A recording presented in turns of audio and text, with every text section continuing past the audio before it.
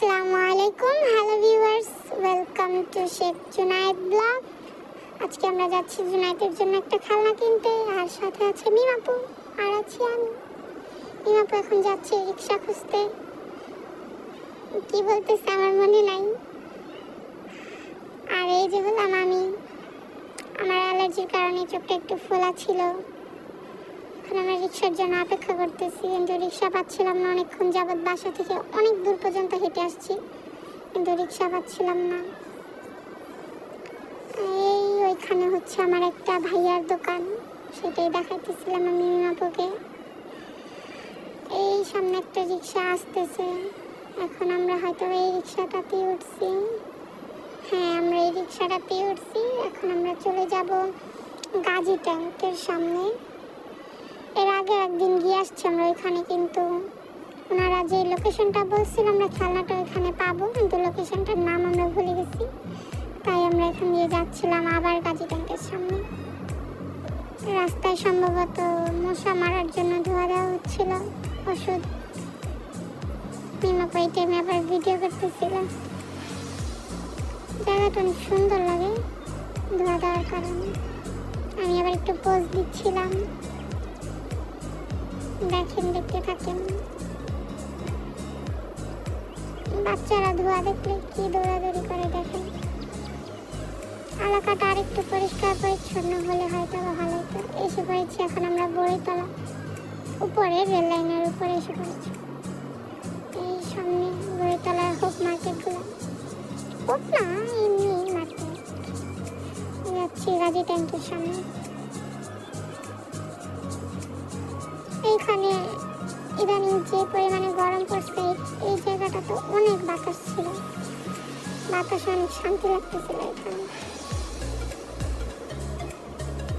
দেখতে থাকেন।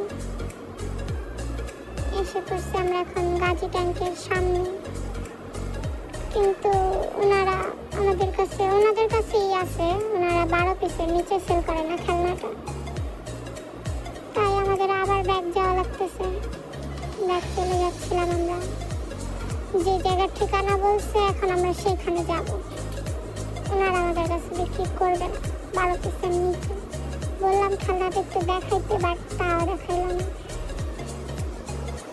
এখন আমরা বড়িতলা পার হয়ে যাব চূড়াই। এই যে বড়িতলার মার্কেটগুলো, এখানে কিছু কিছু হোটেল আছে, হোটেলের খাবারগুলো অনেক ভালো। এখন রিক্সাওয়ালা মামা কি নাচ দিল। এসে পড়েছি আমরা রেল লাইন।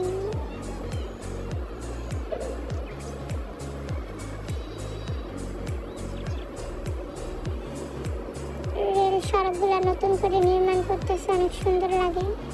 পুরোটা কমপ্লিট হয়ে গেলে আরো সুন্দর লাগবে। এখানে হেঁটে একদিন আপনাদেরকে ভিডিও দিব রেল লাইনের উপরে। কিন্তু যেটা আগের রেল লাইন, ওইখান দিয়ে নামতে একটু অসুবিধা হয়। এখন আমরা চলে যাব জোড়াই। এই এসে পড়েছি আমরা বউবাজার। এটা বউবাজার নাম, কিন্তু এখানে কিন্তু বউ পাওয়া যায় না। বাজারটা তো অনেক তাজা তাজা শাকসবজি পাওয়া যায়। I like it.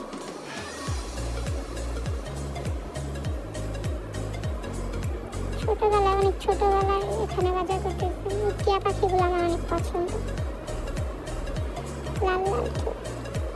এখন আমি নতুন টাকাটাকে নষ্ট করতেছি, কারণ আমার নতুন টাকা দিতে অনেক কষ্ট হয়। তাই আমি টাকাটা নষ্ট করে তারপরে ভাড়া দিব। এসে পড়েছি জুরাইনের এই পারে সেই দোকানটা খুঁজতে।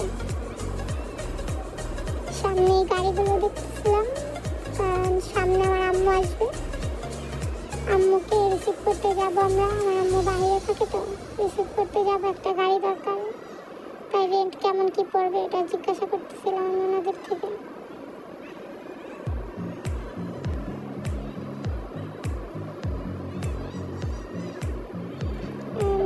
আমরা এখন রাস্তার ওই পারে চলে যাব।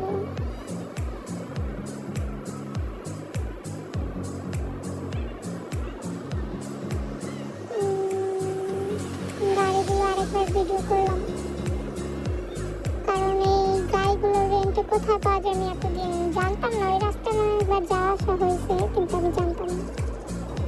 এই পুলিশের গাড়িটা দেখে একটা কথা মনে পড়ে গেল।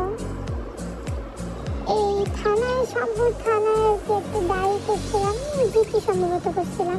আমার হাজব্যান্ডের ফোন চুরি হয়ে গেছিলো ইসলামী ব্যাংক থেকে, ব্যাংকের ভিতর থেকে ফোনটা চুরি হয়ে গেছে। সাথে সাথে এসে আমরা এখানে ডিউটি করছিলাম। বাট এখন মনে হয় 3-4 মাস হয়ে গেল, এখনো ফোনের কোনো ঠিকানা নেই। আর সামনে হাঁটতে হাঁটতে চলে যাচ্ছিলাম আমরা পোস্ত গোলাপ ব্রিজের সামনে।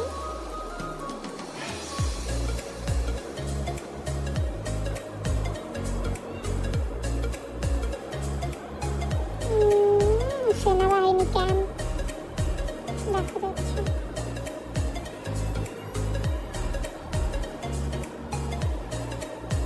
পোস্তগোলা সেনাবাহিনী ক্যাম্প।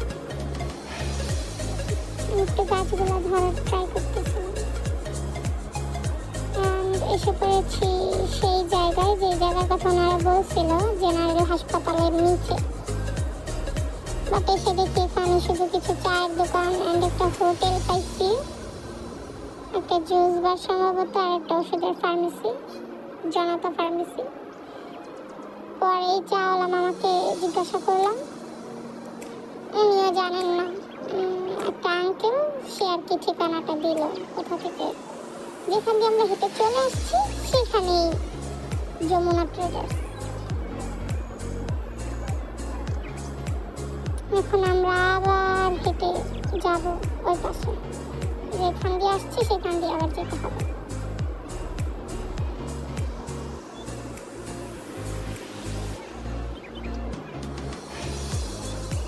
আমরা রাস্তা পারাপার করবো।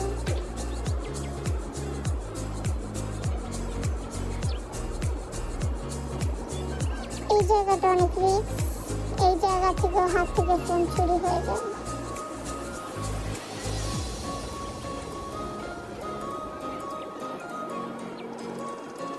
হাত থেকে মনে করেন আপনার হাতে ফোন আছে, এখান থেকে টান দিয়ে নিয়ে যাবে। এই লোকটা আবার দিকে লাইট মারতেছিল। আমি প্রথমে সার্জেন্ট মনে করছি, পরে তাকায় দেখি না, ফাইজ বান করতেছে।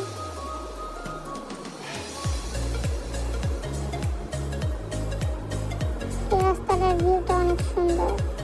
সন্ধ্যার পরে আর কি আমরা বের হয়েছিলাম বিকালে, সন্ধ্যা হয়ে গেছে। ট্রেনের ভিউটা অনেক সুন্দর লাগতেছিল। মিম আপু তাড়াতাড়ি চলে যাচ্ছে।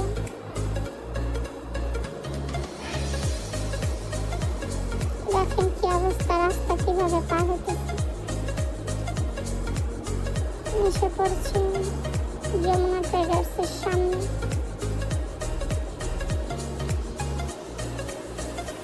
মাঝখানে আরো একজনকে জিজ্ঞাসা করছি যমুনা ট্রেডার্সটা কোথায়।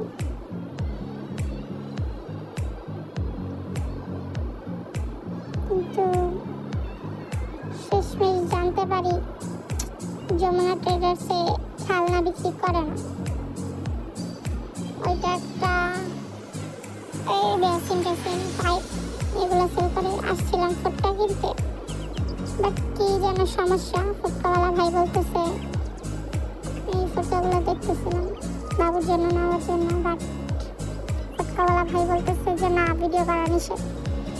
তাই আমি ফুটকাও কিনবো না, আমি বেলুনও কিনি নেই বা হাঁসও কিনি নেই, ভিডিও করি না। যা হঠাৎ রেগে গেছিলাম যে ভিডিও এলাও না কেন, কি সমস্যা। পরে আবার একটা কথা মনে পড়লো, আমরা এই পাগলার দিকে একটা অ্যাডভেঞ্চার ল্যান্ড, একটা পার্ক আছে, এখানে একটা রেল আছে। রেলটা ওঠার সময় রেল যে ড্রাইভার, সে বলতেছে যে ভিডিও এলাও না, পুরো পার্ক ভিডিও করা হয়ে গেছে, বাট সে বলতেছে ভিডিও এলাও না। তাই মনে করলাম হয়তো বা আমার হাজবেন্ড বলছিল যে না, ওনার হয়তো কোনো সমস্যা আছে, এই জন্য ভাবলাম তাহলে মনে হয় ফুটপাত যে বেলুন বিক্রেতা, তারও হয়তো কোনো সমস্যা আছে। এই সেঞ্জুওয়ালা মামার জন্য কি বলতেছিলাম আসলে, বাট আমি খেয়াল করিনি। পরে এসে পড়ছি এইদিকে, সম্ভবত ভিডিও করা হয়নি। আমরা একটু খাওয়া দাওয়া করে চলে গেছিলাম, স্টল থেকে কিছু কিনেছিলাম। পরে খেলনাটা খুঁজে তো পেলামই না, পরে আবার চলে যেতে হলো বাসায়।